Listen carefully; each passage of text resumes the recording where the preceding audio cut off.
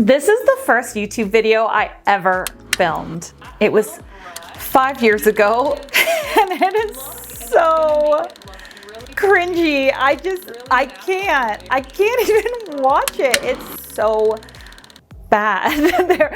There is so many things wrong with this look. I can't even. Just in case you're not dying over there as much as I am over here, here is another one that I posted shortly after that one.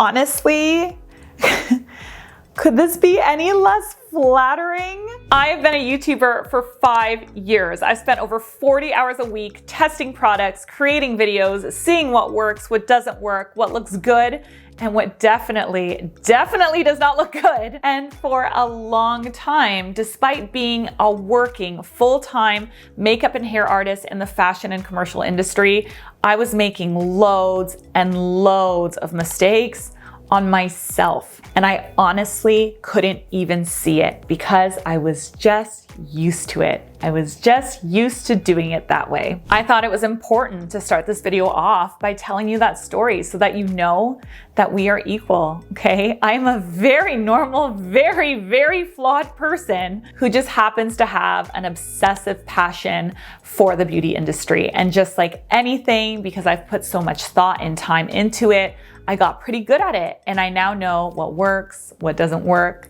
what looks good, and what definitely does not look good. So today we're going to go through 4 tips and products that I have discovered that have helped me look 10 years younger as I've gotten older. Let's go. Tip number 1 is to prevent wrinkles from forming before they even get a chance to form, okay? This is so important. Prevention is a lot easier than fixing. You know, you want to not let it happen instead of trying to fix it after it's happened. About a year ago, I discovered a pillow by the brand Sleep & Glow, and it is considered the pillow for beauty lovers. So let me explain how it works, okay? As we age, we form expression wrinkles. My kids actually call them my happy lines. I have a 9-year-old and a 6-year-old, and they call the lines around my face my happy lines because I have such a big expressive smile and I squint my eyes a lot when I smile. So I have a lot of happy lines under my eyes. I'll take them, okay? Those are the good kind of lines to have. So expression wrinkles tend to be horizontal, just like the ones around my eyes, but we also get something else called sleep wrinkles, which are vertical. When you're sleeping on a normal pillow, your face is squished, right? Like this. For 8 hours a day, if you're lucky, or like 6 hours if you're me. And naturally, as your collagen production goes down as you age, you're going to form permanent wrinkles that are shaped like that. For me, it's already happened. I'm in my late 30s and it's already happened. The right side of my face is a little bit lower than the left side of my face, and it's because I've always slept on my right side ever since I was a little kid.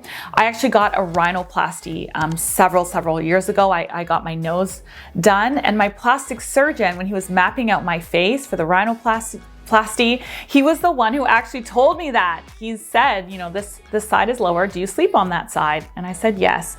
So this is not just made up BS. It's an actual fact. You can even see on the Sleep & Glow website that a lot of reputable doctors and experts are endorsing it because it's also really good for post-surgery recovery when you shouldn't be sleeping on your face. Like if you've had a facelift or a rhinoplasty, for example, like I did, it's really good for that. But also, it's really good for the prevention of forming more wrinkles that you don't need to be forming. So how does it work, okay? The real question. So the reason that it works so well is because it's shaped in a way where the curves cradle your face and neck and make it so that your face is actually floating. So no part of your face gets squished anymore, even if you're laying on your side. So even if you're a side sleeper, you're not gonna squish your face anymore.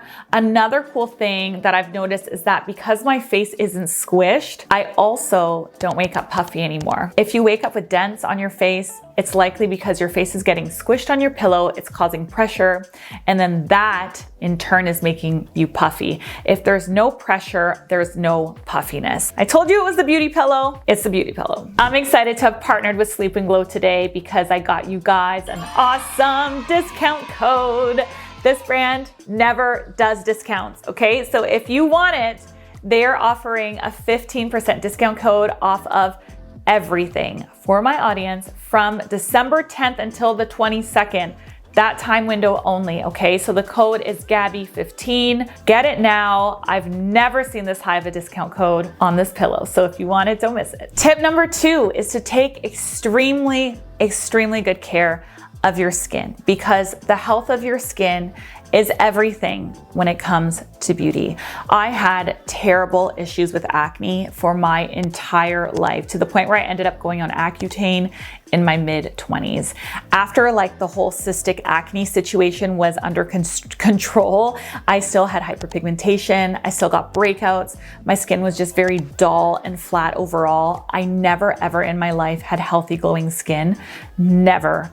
And because I felt like nothing ever worked for my skin, I totally gave up. Okay, and I would try to resolve the issue by hiding the issue under makeup. I even made a whole video about it that's also incredibly cringy. Oh, why? It's so bad. I was just doing everything backwards back then, right? Band-Aid solutions instead of just fixing the darn problems. So what I've learned throughout the years is that you can't fake good skin. You can't. You will always see the textural issues under the makeup. So the key is to improve your skin, not to hide it. My second very important tip is to add a retinol to your nighttime routine. Retinol is a vitamin A derivative that plays a crucial role in various physiological functions in the body.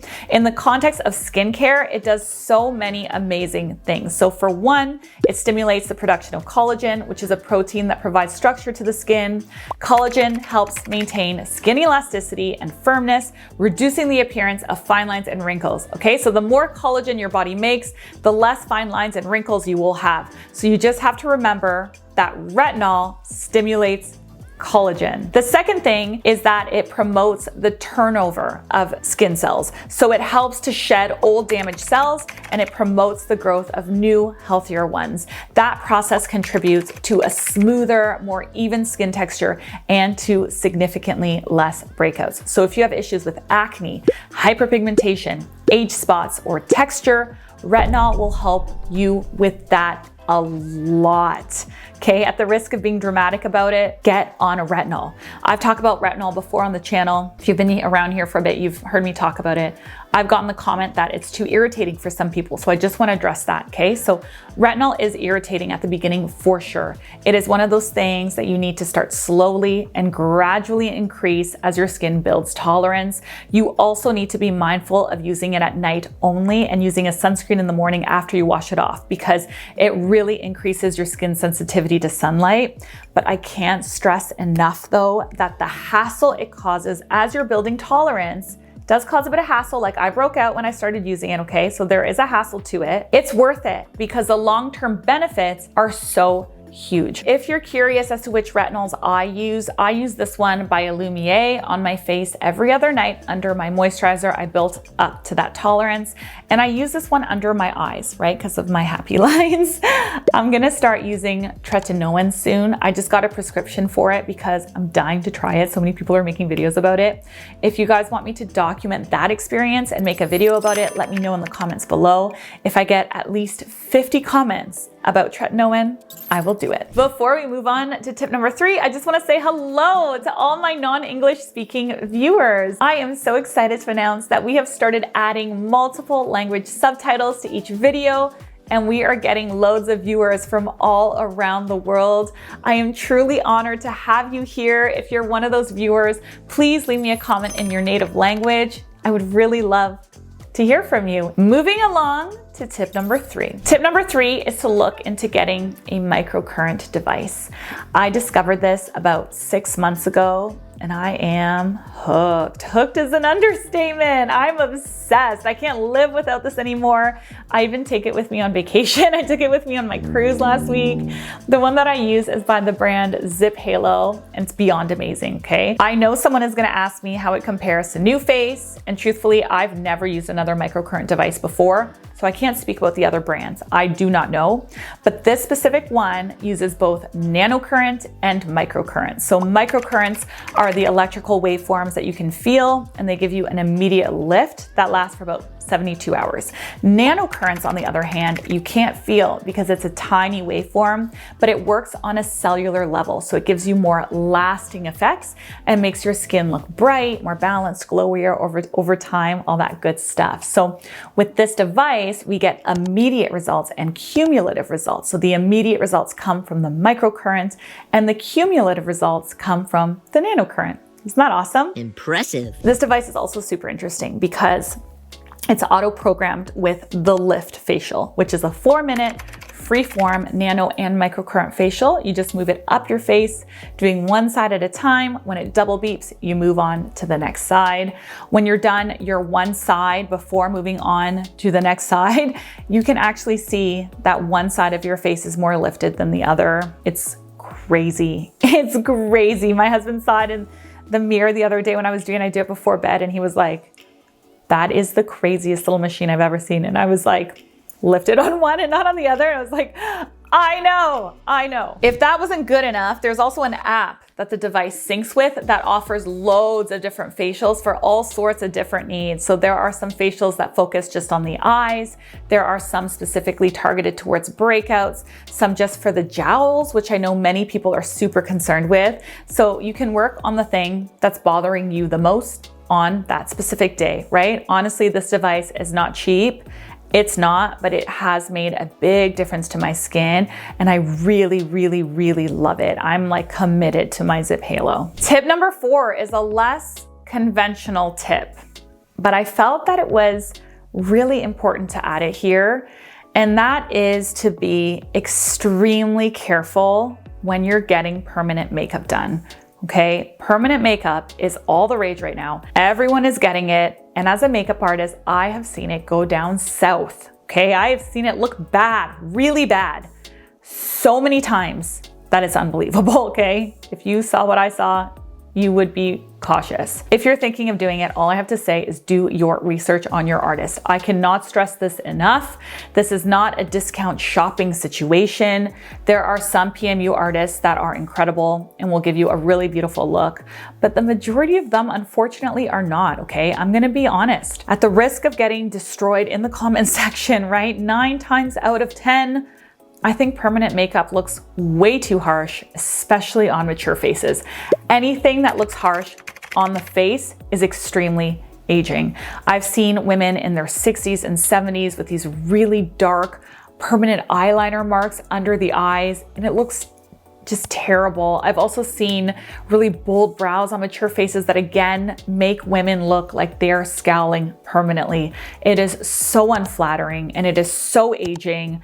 Wearing brows that are too bold really was the biggest mistake that I made on myself, on my own face, for literally the last 10 years. You can see it in all of my old videos, and I only recently corrected that mistake because I didn't even see it anymore or notice it, right? I didn't notice it until my friend Rachel, who's a celebrity makeup artist, told me. And I'm so glad that she did. It kind of stung at the time, right? But I'm so glad that she was honest with me because I can't unsee it now. Like, I can't believe that I used to wear my brows like that. It looked awful. So even though my brows were done, they were done by a great permanent makeup artist. That makeup artist touched them up over someone else's work. And over time, they turned like an ashy gray and they just became way too harsh and bold on my face. After I got them removed with a laser, I did a whole video about it. I'll pin it. I lost like 5 years off my face, okay? I definitely have to fill them in now with makeup every day. It's not like they look good without makeup. They don't. But I have so much more control over the shape and the tone of them now. And they're just so much more soft and much more flattering, especially as I've gotten older. If you've been considering getting them done, don't let this sway you. But again, let it sway you maybe to be mindful of who you're going to, okay? Ask lots of questions. Make sure to see how their work heals and how it stays over time, because a freshly done brow does not look the same as a brow that's been on that face for 2 years, okay? Think it through. Let me know if you disagree with any of these tips in the comment section below. I really love reading your advice and your opinions, and I really do learn a lot from you as well. I think I learned just as much from you as you may learn from me. This video's over.